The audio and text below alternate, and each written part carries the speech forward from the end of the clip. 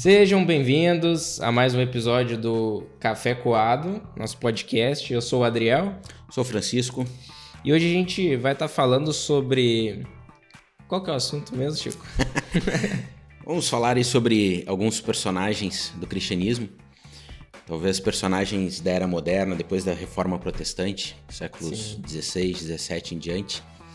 E vamos falar sobre eles porque muitas vezes quando nós falamos sobre a história da igreja, nós remetemos aos mártires lá do primeiro século, segundo século, ou durante o auge do Império Romano, ou pelo menos o auge das perseguições no Império Romano. E nos esquecemos que até recentemente tivemos grandes personagens, grandes nomes que fizeram muito pelo cristianismo e que sofreram tanto quanto os mártires dos primeiros séculos. Verdade. Então a ideia é falarmos um bocado sobre isso e pensarmos aqui alguns personagens da história da igreja mais recentes, não atuais, evidentemente. Claro que os seus feitos e o seu legado é atual, mas personagens aí que têm 200, 300 anos para que nós possamos ter a vida deles como exemplo para nós hoje. Sim. E a gente já vai começar a falar o primeiro personagem é o John Wesley, né? Exatamente. Ele nasceu em 17 de junho de 1703, em Appleworth. Seria isso? É isso aí. Na Inglaterra, né? Ele é o 15º filho de 19 do casal Samuel e Susan Wesley, né? E, Chico, conta pra gente como é que foi, assim, a infância dele. Pois, a infância do Wesley foi uma coisa assim, ele teve uma orientação muito, uma educação, uma formação muito rígida da mãe dele. Só que essa rigidez não é rigidez severa de maus tratos.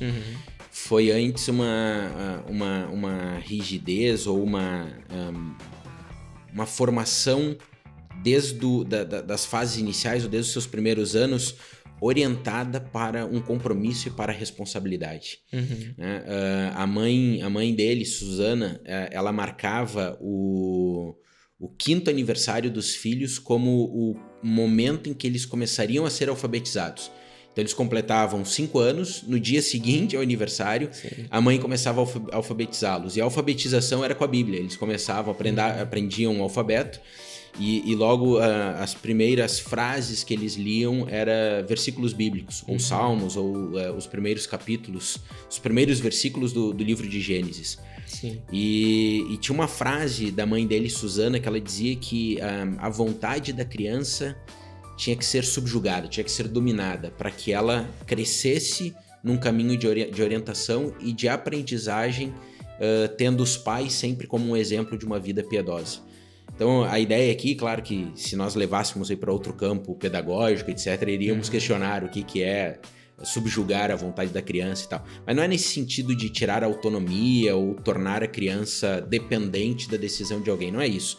A ideia que ela implementava na educação dos filhos era não permitir que os filhos vivessem uma vida segundo a sua própria vontade, sem considerar a existência ou a necessidade de uma vontade superior. Nesse caso, a vontade de Deus para a vida da criança. Sim, até porque se isso não é feito, a criança se torna rebelde. Pois, exatamente. Então, mas ela tinha muito cuidado, ela era muito metódica nisso. E isso, claro, reflete também na formação dele. Nós vamos ver aí depois, talvez no desenrolar da nossa conversa, que o próprio metodismo, ele nasce de um processo de métodos, né, em que Wesley procurava ser metódico em muitas coisas, na leitura das escrituras, no tempo da oração, na obra social, etc. E isso tem aqui uma derivação, uma influência dessa formação inicial que ele recebe, já a partir dos seus 5 anos, por parte da mãe dele.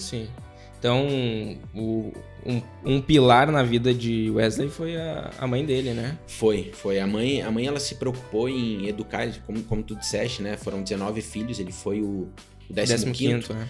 E a mãe sempre se preocupou com a educação de todos eles, tanto que, se eu não estou errado, Wesley foi para a escola pública aos 11 anos somente. Então, imagina, e depois ele foi aceito em Oxford mais à frente, fez mestrado, fez doutorado. Então imagina, para ingressar na escola já com uma idade mais avançada e ainda conseguir se desenvolver a ponto até de ser aceito em Oxford, é porque a mãe fez um bom trabalho, né? Claro. Fez o que nós faríamos hoje, talvez chamaríamos hoje de homeschooling, foi o que a mãe fez, né? Sim. Então...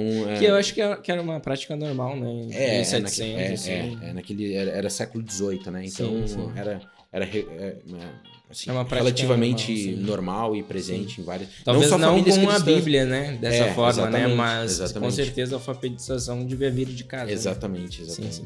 E a questão da juventude dele, assim, o início, os primeiros passos na fé, assim... Então, isso é muito curioso, porque o que acontece? Wesley, ele sempre seguiu, o pai dele era sacerdote anglicano, né? E ele sempre seguiu os passos do pai, tanto que ele foi eleito diácono na igreja anglicana. Mas ele... E assim, na sua juventude, ele procurou seguir muito disso que ele experimentou na sua infância sob a orientação da sua mãe. Né? Ele dedicava mesmo assim muito tempo aos estudos, tanto que depois, mais à frente, ele escreveu muito, produziu muito material, não só teológico, principalmente teológico, mas livros de outras áreas do conhecimento também super relevantes, super importantes. Mas isso tudo foi algo que foram consequências no decorrer da sua vida, cuja base foi essa experiência que ele teve em casa, né, nas suas, como eu disse antes, nas suas fases iniciais com a mãe. E aí chega na juventude, ele aplica esses métodos na sua vida religiosa.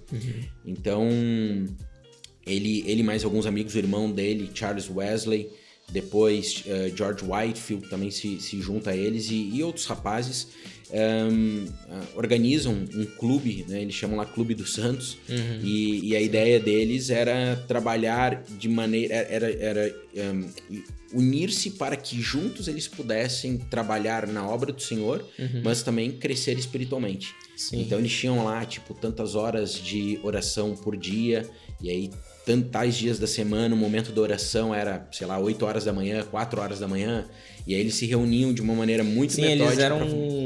Realmente, eles eram metódicos nesse sentido de orações, leitura da palavra, também jejum, né? Exatamente. Tinha os dias certos, tinha os dias certos do jejum na semana. Sim.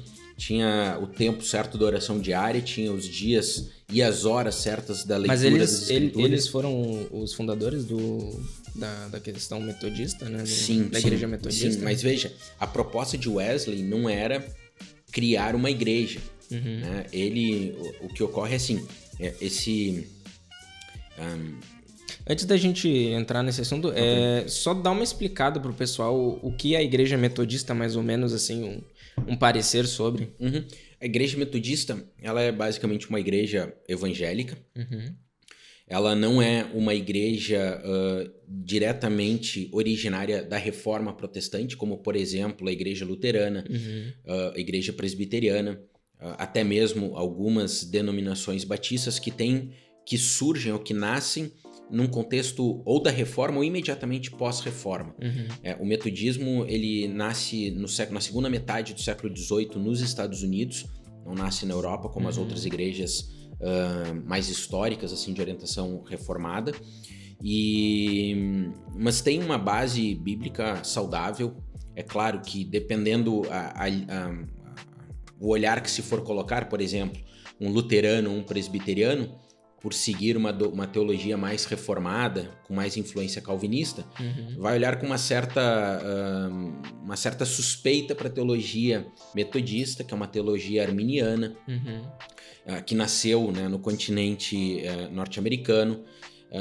Mas é o que eu falei, isso depende, né? De repente, se for pegar uma linha mais pentecostal, ou igrejas batistas, talvez não reformadas, vão ver aqui alguma proximidade com a teologia metodista. Então, tem uma boa teologia, uma boa igreja, né?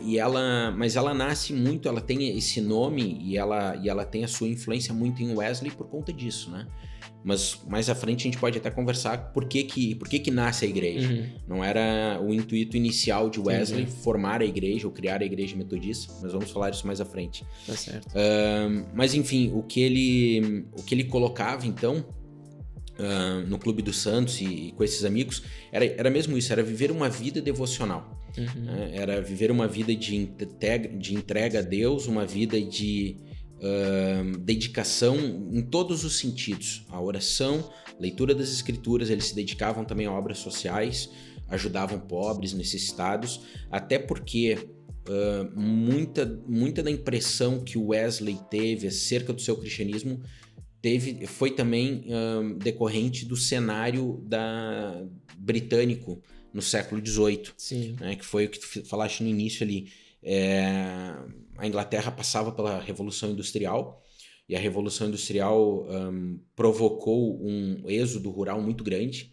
Então, muita gente que morava no campo, trabalhava no campo, tinha terras, ou perderam as terras, ou perderam os seus trabalhos, ou perderam a possibilidade de trabalhar com aquilo que eles conheciam, que era o trabalho rural, agrícola, etc. E aí, claro, migra para a cidade, vai trabalhar numa fábrica, algo que tu não conheces, não faz parte da tua vida, da tua trajetória. Tem que alugar, arrendar espaços para morar. Enfim, os salários não são altos. Então isso tudo provoca uma desigualdade social no Reino Unido e muita pobreza também. Sim. Quer falar alguma coisa? Não, até relacionar também em questão de rotina, né? A rotina do campo é muito diferente da cidade. Completamente diferente, né? Imagina. E aí essa transição de famílias com... Como a gente viu no caso dele, né? 19 filhos, imagina essa família indo pra cidade, né? O caso dele, assim, não me parece... Agora sinceramente, não vou lembrar, mas não me parece que tenha sido... Eles não tenham passado pelo processo do êxodo, né? O pai dele já era sacerdote, eles tinha uma família estável. O que impacta ele é o contexto das pessoas. Então, ele vendo famílias, e claro, muitas famílias no campo eram famílias grandes e tinham que vir com muitos filhos também. Nem todas vinham, às vezes vinha só os pais, vinham os filhos mais velhos. Mas ocorre que, pronto, aqui até tem algumas questões econômicas, políticas, que nem faz parte aqui do nosso discurso teológico, né? Mas várias leis aprovadas pelo governo inglês que permitiam aos nobres ou aos mais abastados do Reino Unido se apropriarem de terras para cultivar as ovelhas, porque produziam as lãs para a indústria têxtil, que foi a grande motor ali da Revolução Industrial. Sim. Então, mesmo que algumas pessoas quisessem ficar nos campos, algumas terras até começaram a ficar inacessíveis. Então foi um problema econômico, social muito drástico. E isso impacta muito Wesley, né? Isso leva ele a uma autoanálise, uma autorreflexão sobre a sua vida e sobre Deus e sobre todo aquele contexto que ele via. Quando ele estava, eu acho que lá pelos 32, 33 anos, mais ou menos, foi em 1736... 33 anos ele tinha, nasceu em 1703, há uma convocação, um chamado para pessoas, especialmente da igreja anglicana, servirem como missionários nos Estados Unidos. E ele responde a esse chamado e ele vai, em 1736, vai com o irmão dele, se não me engano, Charles Wesley foi com ele nessa primeira viagem. Mas enfim, aí ele vai para os Estados Unidos, ele fica lá 2 anos. E ele não tem muito êxito, o objetivo era evangelizar os índios. E ele faz para si uma pergunta, né? Ele diz assim, eu fui até lá para salvar os índios ou para levar a mensagem de salvação, mas quem poderá me salvar? Então ele questiona, ele olha para si... Sabe a idade que ele estava? Ele estava com 33, porque ele nasceu em 1703, e isso foi em 1736, quando ele vai para os Estados Unidos, né? Então ele estava ali com 32, 33 anos. E ele se questiona sobre isso. E aí é um relato muito, muito interessante. Na volta, quando ele está voltando no barco da costa leste americana para Inglaterra, para o Reino Unido, diz alguns relatos que se abateu uma tempestade muito forte no mar, fortíssima mesmo. O barco deles balançava para um lado e para o outro e ele entra em pânico. Ele pensa que seria o momento da morte dele, aquele barco iria naufragar e ele iria morrer. Sim. E ele, muito angustiado, muito ansioso, encontra no barco um grupo de moravianos, uma igreja morávia, e não vamos falar sobre isso hoje, nem vou explicar, porque tem muito conteúdo da igreja morávia. Sim, claro. No próximo programa vamos trabalhar sobre eles, mas era uma igreja muito devota à missão e muito piedosa. Os membros da igreja moraviana eram muito piedosos e sempre direcionados, dedicados à obra missionária. E ele encontra um grupo de moravianos orando tranquilamente, sentados, ajoelhados. Sim, diz que eles estavam até cantando, né? Cantando hinos e tal. E aquilo impacta ele demasiado, assim, porque ele, assim, com uma certa influência, né, na igreja anglicana, todo um histórico, uma formação já em casa, na família, de ensino das escrituras, teve êxito nos seus estudos, dedicava muito tempo à leitura das escrituras, muito tempo à oração. Nós não estamos falando de alguém que era um simples religioso, porque muitas vezes no meio evangélico nós dizemos assim, a pessoa que segue ritos, ou que faz promessas, ou que reza ao invés de orar, é a religiosa. Veja que não era o caso de Wesley, né? Wesley tinha uma vida uma vida com Deus, uma vida de oração, uma vida devocional. Não era um homem distante da verdade, alheio à verdade e um não cumpridor da verdade, apenas um religioso que escutava a mensagem. Não, ele vivia aquilo. Mas ele compreendia que, e ele já se questiona sobre o seu relacionamento, a sua intimidade com Deus. Quando ele volta, porque ele não teve êxito nessa evangelização aos índios, né? Quando ele volta, ele questiona sobre sua própria salvação, e depois quando ele vê esses moravianos no barco, tranquilos, orando, plenamente confiantes de que eles estavam debaixo da proteção e da segurança de Deus, isso impacta muito Wesley.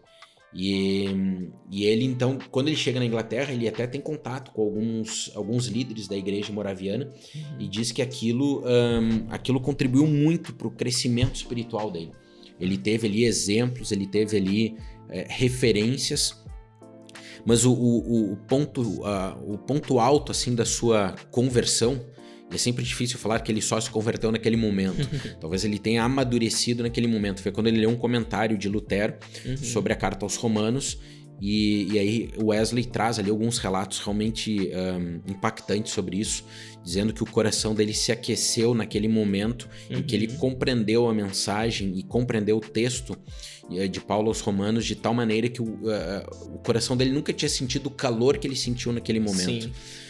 Mas é uma questão, vamos dizer assim, tu acreditas isso sendo mais compreensão da palavra, né? Ou no sentido num sentido físico mesmo, tipo, sentiu um calor no peito, assim? Eu penso que a dele não foi tanto, até porque o Wesley, eu acho que não foi tanto uma questão mística, física, emocional, qualquer coisa assim, até porque o Wesley era muito, ele enfatizava muito que a experiência com Deus não era orientada pela emoção. Sim. A experiência com Deus, a verdadeira conversão, a verdadeira transformação não poderia ser orientada por manifestações físicas. Poderia haver algum tipo de manifestação física, mas ele era meio incisivo nisso. Ele colocava assim de que o culto era racional e a verdadeira transformação, ou a verdadeira conversão era algo interno entre a pessoa e Deus. Então, não sei dizer assim, pensando um pouco na trajetória dele, eu diria que era algo espiritual a qual ele se referia ali. Sim, mas talvez, eventualmente... Mas no sentido... como é que eu posso explicar? Num sentido... É que, pronto, a gente pode experimentar coisas assim, vamos dizer assim, no mundo físico, né? E espiritual, né? Sim. Que o espiritual incidindo no físico, assim, entendeu? Sei lá, quando uma pessoa acaba por chorar sem ter uma compreensão do porquê ela está chorando, ou coisa assim. Era mais nesse sentido que eu tô querendo dizer. Talvez não sim. de o coração tá pegando fogo ou coisa assim, mas... Sim. Entendeu? Não sei se tu entendeu. Entendi. Possivelmente sim. Eu acho que o ponto central desses relatos dele, até tem muitos relatos que ele mesmo faz sobre essa transformação. E é curioso, assim, algumas pessoas, alguns historiadores interpretam isso como uma conversão. Sim. Eu acho que não é bem isso. Eu acho que o Wesley já tinha plena consciência da verdade do evangelho, mas, como todos nós, há um tempo de crescimento e de amadurecimento. E o que me parece foi que ali houve uma transformação na vida dele, a ponto dele amadurecer de maneira plena na verdade e no evangelho que ele cria. Então, talvez, antes disso, ele se esforçasse muito para fazer as coisas certas. Mas não quer dizer que ele acreditava na salvação por obras. Entende? Isso sim seria um religioso. Claro. Tem que fazer algo para merecer algo sim, através do mérito eu recebo a salvação. Não parece que fosse essa a leitura, a abordagem de Wesley. Ele compreendia que a salvação era pela graça, mediante a fé. A questão ele entendia que era necessário ele esforçar-se para fazer coisas que evidenciassem a sua salvação. E depois dessa experiência, as coisas que se tem que fazer como evidência da salvação passam a ser naturais na vida dele. Sim. Entende? Então, é claro que até hoje, todos nós, eu, tu e todos os cristãos que nós conhecemos, se esforçam para fazer o que é certo, para evitar o pecado, para não se desviar dos propósitos de Deus. Sim. Mas há também uma condição natural em nós queremos fazer isso. Nós almejamos não pecar, nós almejamos agradar a Deus, nós almejamos fazer o que é certo. Então me parece que foi esse ponto da virada, ou essa experiência que virou um pouco a chave ali na mentalidade de Wesley sobre servir a Deus. Tu acredita que pode ser um agir do Espírito Santo, assim, incisivo na vida dele? Ah, com certeza. Tipo, eu acredito que, como tu falaste, né? A pessoa, ela aceita Cristo, só que a conversão pode não ocorrer naquele momento, né? Sim. Por palavras. Mas eu acredito que quando o Espírito Santo vem tocar na vida da pessoa, ela tem essa real conversão, no caso, e a partir desse momento nós seguimos para a questão do batismo, etc., que é morrer, né, para o mundo e tal. E tu acreditas, assim, que talvez vamos supor assim, a ida dele até os índios e tudo mais era uma condição do coração dele, que nasce no coração dele, em querer fazer a vontade de Deus. Mas a partir deste momento em que ele tem a experiência do coração aquecido, é Deus tocando na vida dele para fazer a vontade. Não sei se... Sim. Quando eu tava pesquisando e lendo sobre, eu tive mais ou menos essa ideia, sabe? De a ida para os Estados Unidos foi uma obra humana, vamos dizer assim. Por isso que acabou também não funcionando. E a partir dessa experiência em que o Espírito tocou nele, ele acaba, sim, buscando fazer obras de Deus, entendeu? Entendi. A pessoa, e isso que eu vou falar na experiência dele, penso que seja algo aplicável a todos nós. Muitas vezes, nós pensamos que aquilo que nós fazemos sem consultar a Deus, nós fazemos sob uma orientação carnal, no nosso próprio coração. Entende? Nós queremos. Mas veja, pensando na soberania de Deus, na onipresença de Deus, na onisciência, na onipotência, Deus permite que nós façamos as escolhas segundo o nosso coração para que no fim nós cumpramos um propósito dele. Então, tá a ver? Quando Wesley, por exemplo, decide ir para os Estados Unidos, se ele não consultou a Deus, ele não fez algo deliberado da sua vontade. Ele, na sua vontade, cumpriu o propósito de Deus. Sim. E nós entramos no campo do calvinismo e arminianismo, né? Se a gente for analisar assim... Mas assim, tem muitas coisas até entre o calvinismo e o arminianismo que não são distantes. Muitas vezes as pessoas pensam... Sim, por exemplo, o mas eu digo arminianismo vai defender... Porque o ponto central entre um e outro está principalmente na salvação. Sim. Entende? A salvação, ela ela chega a mim a partir de uma eleição, Deus me elegeu e eu sou salvo por obra inteiramente dele, ou eu preciso, no meu livre-arbítrio, aceitar a Cristo na minha vida. Eu tenho que decidir se eu quero ou não Cristo. Sim.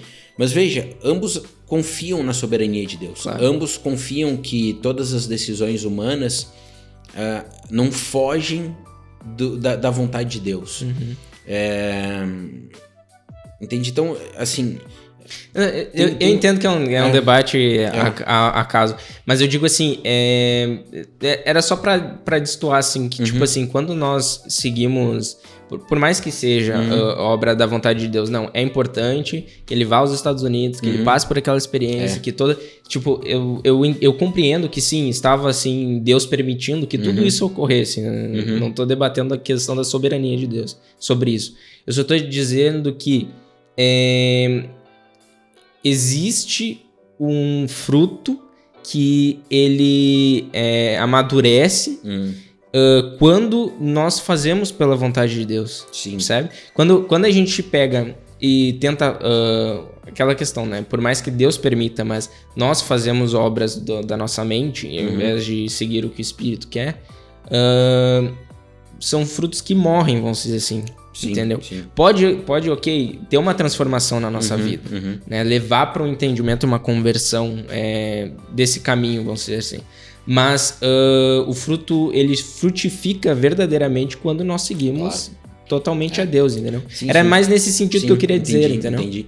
Eu penso que sim, penso que essa ida dele foi um aprendizado, até para que ele pudesse amadurecer e ver o quanto as suas obras humanas, por melhor que fossem, não davam a ele a plena e total confiança que ele precisava em Deus. Então ele vai para lá, ele tem essa experiência, vai para os Estados Unidos, ele tem essa experiência, ele volta com dúvidas, com questionamentos, e são essas dúvidas e questionamentos que levam ele a ler as Escrituras numa orientação real do Espírito Santo, não apenas a partir do entendimento humano. Então, penso que sim, penso que os frutos que verdadeiramente perduraram na sua vida foi depois dessa experiência. E foi a partir dessa experiência que ele realmente é orientado, conduzido pelo Espírito Santo. Não que antes não fosse, né? Pensando naquilo que nós falamos antes, soberania de Deus coloca Deus presente em todos os lugares e nada foge à sua vontade.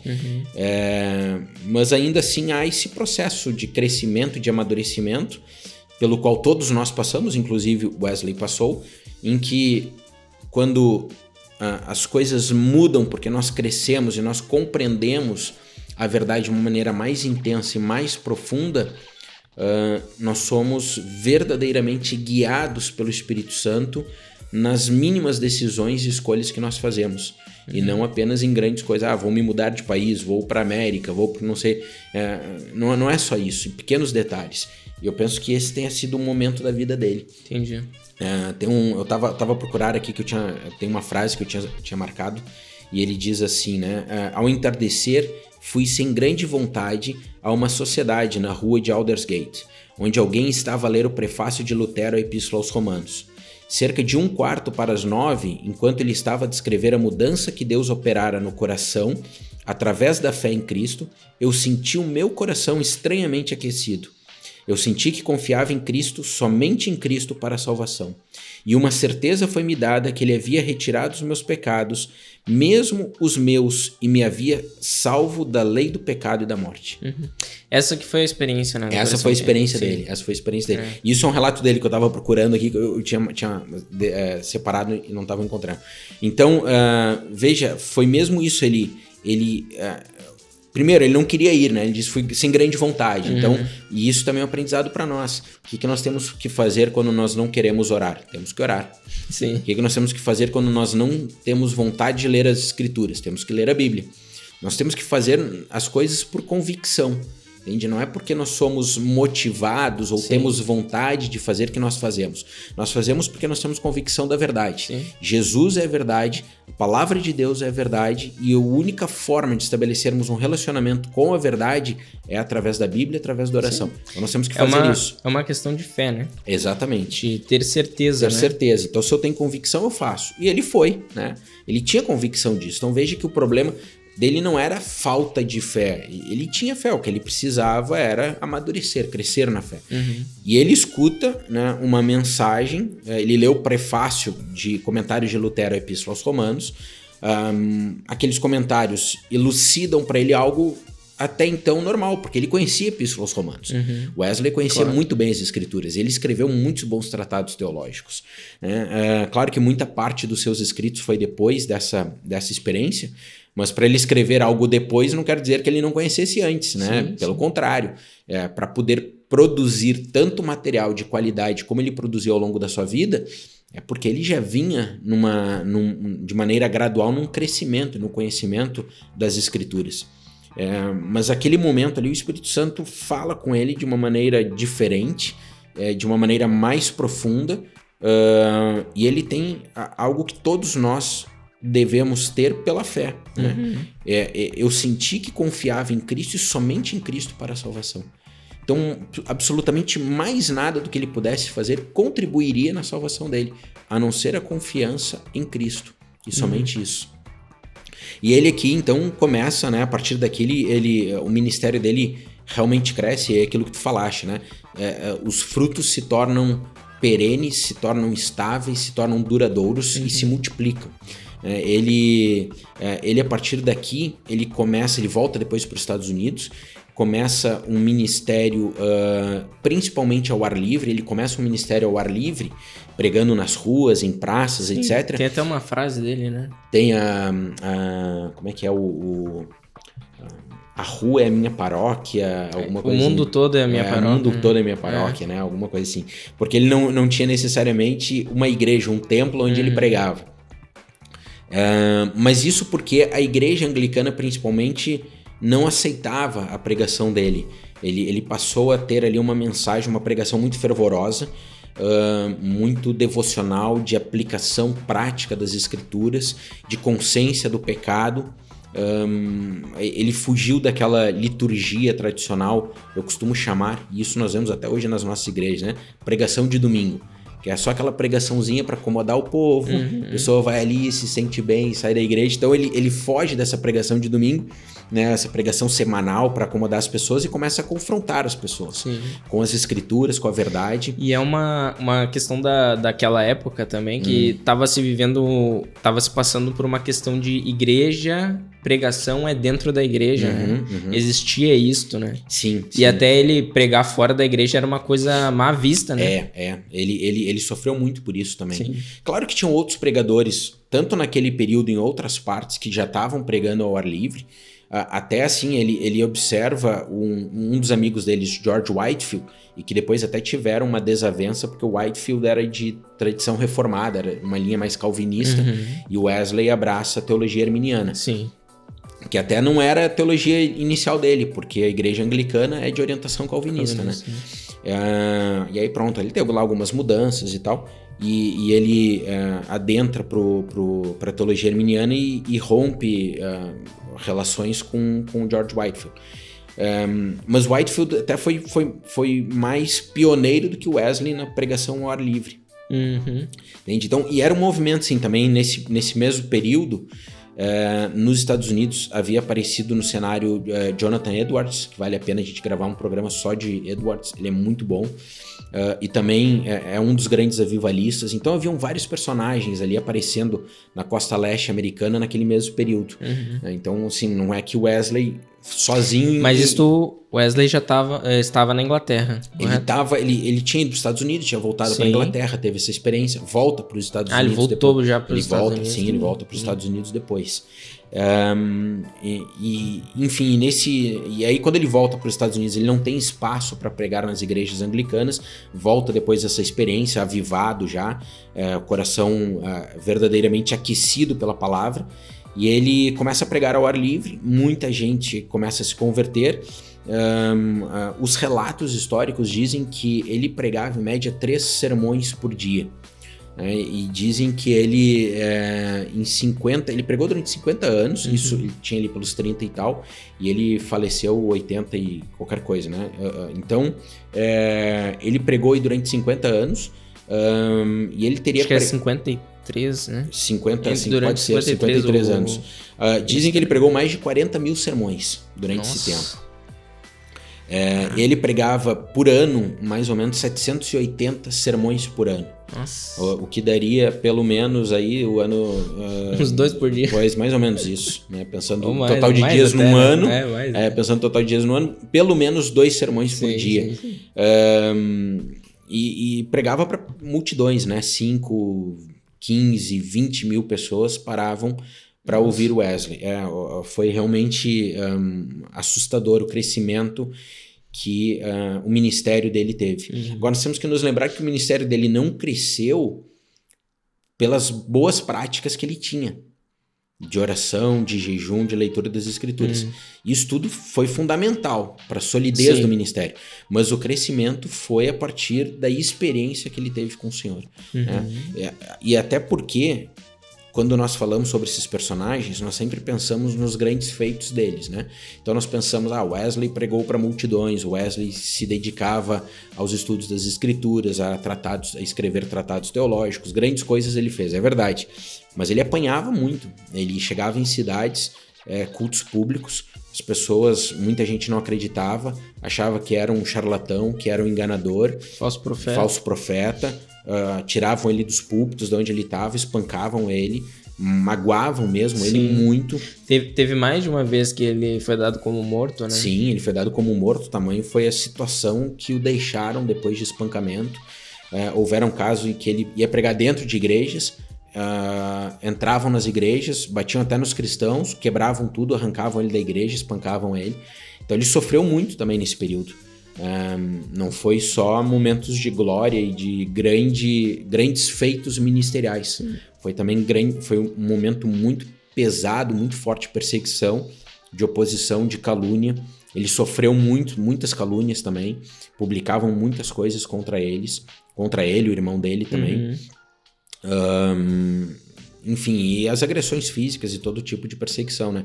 Então nós temos que nos lembrar que, como eu disse no início, ele não morreu martirizado, mas viveu como um mártir, porque ele teve que negar muito de si, ele teve que tomar literalmente, verdadeiramente a sua cruz, para no meio de tantas oposições e perseguições e agressões, ele permanecer firme no chamado que Deus havia confiado a ele.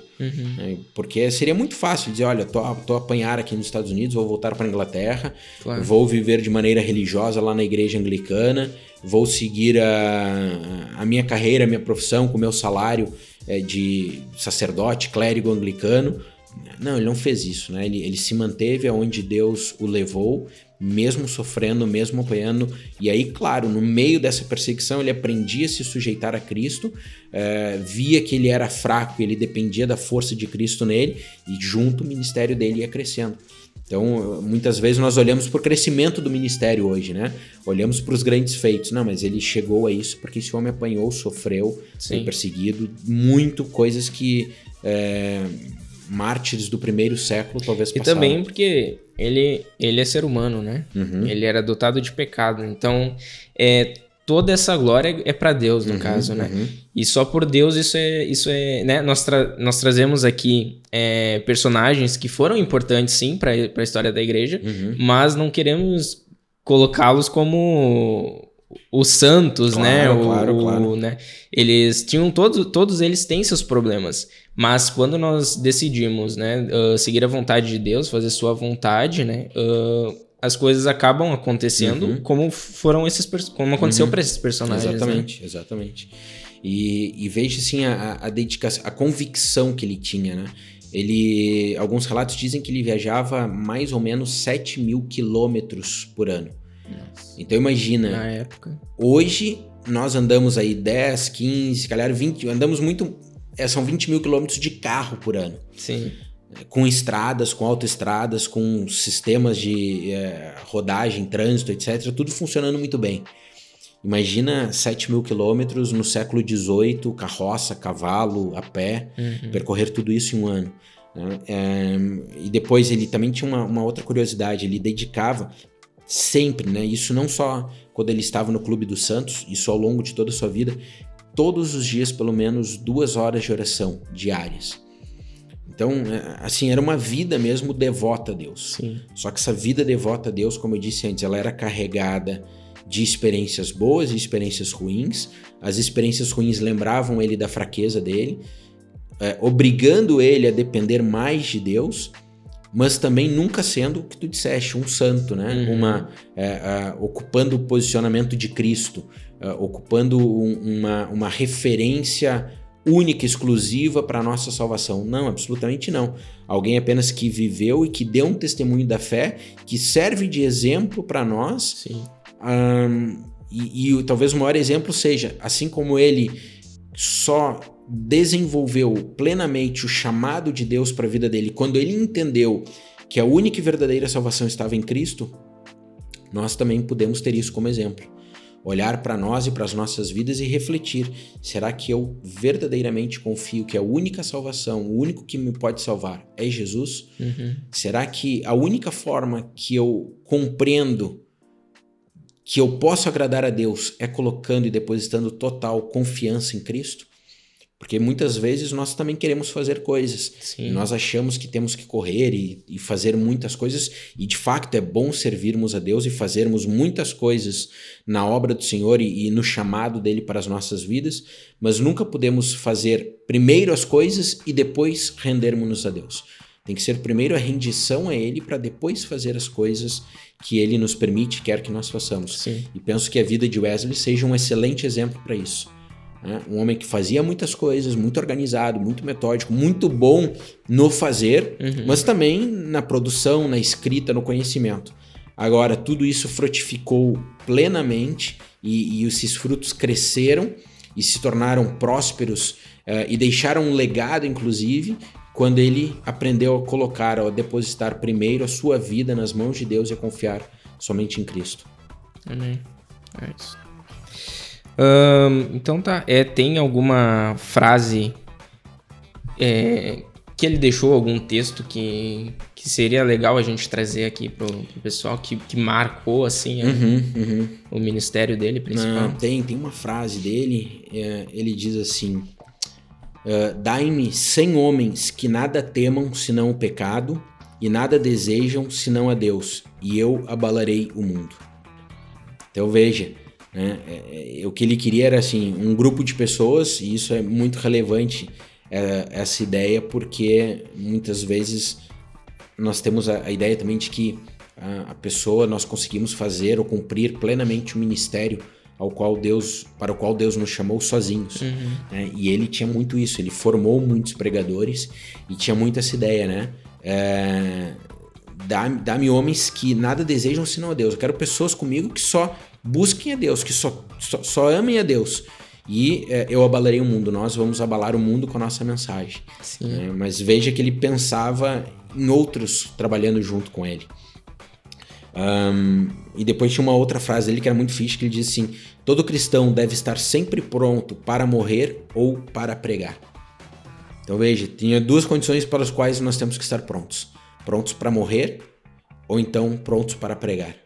Não temos que estar prontos para a vida, prontos para a profissão, prontos para o casamento, prontos para qualquer outras coisas. Porque para tudo isso nós vamos aprendendo e vamos nos aprimorando. Agora tem dois aspectos que nós temos que estar prontos. Quando chegar a hora da nossa morte, nós nunca sabemos quando virá, e quando nós formos convocados pelo Senhor para anunciar a verdade, anunciar o Evangelho. Então nessas duas situações nós temos que estar sempre prontos. Tá certo. Então tá, pessoal, a gente gravou esse primeiro episódio, né? A gente vai estar falando sobre personagens importantes para a história do cristianismo, né? Principalmente nos últimos séculos, né?